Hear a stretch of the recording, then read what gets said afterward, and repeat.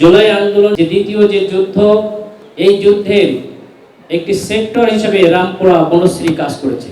আমি যে প্রতিষ্ঠানের চেয়ারম্যান বাংলাদেশ ফার্টিলিটি হসপিটাল, আমার হাসপাতালের পাশের বিল্ডিংয়েই ছিল আমাদের ফখরুদ্দিন মানিক ভাইয়ের অফিস, আমাদের শিবিরের এবং জামায়াতের একটা অফিস।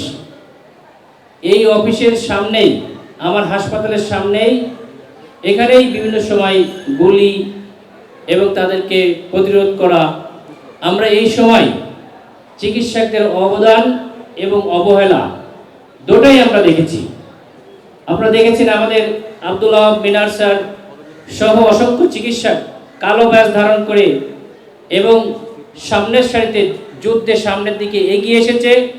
একই সময় কিছু চিকিৎসক এটার প্রতিবাদ করেছে, কিন্তু সেই সময় চিকিৎসক সবসময় তাদের যে মানবিকতা, এই ধর্ম থেকে পিছিয়ে যায় নাই। তাদের জীবন বাজি রেখে আমিও সেই সময় প্রত্যেকটি সেক্টরে চিকিৎসার ক্ষেত্রে এবং আমার কয়েকটি অ্যাম্বুলেন্স সেই সময়কার জন্যে 24 ঘন্টার জন্য আমার রিজার্ভ করা ছিল।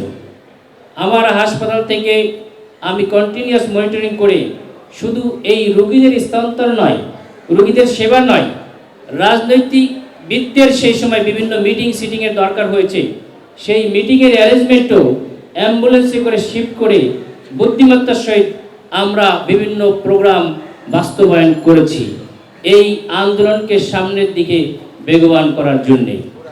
এখন অনেকেই আছেন বিভিন্ন বড় বড় কথা বলেন, কিন্তু সেই আন্দোলন বাস্তবায়নের জন্যে অর্থনৈতিকভাবে তাদেরকে সহায়তা, সেই ক্ষেত্রেও চিকিৎসক হিসেবে আমি এবং আমার সহযোগীরা পিছিয়ে ছিলাম না।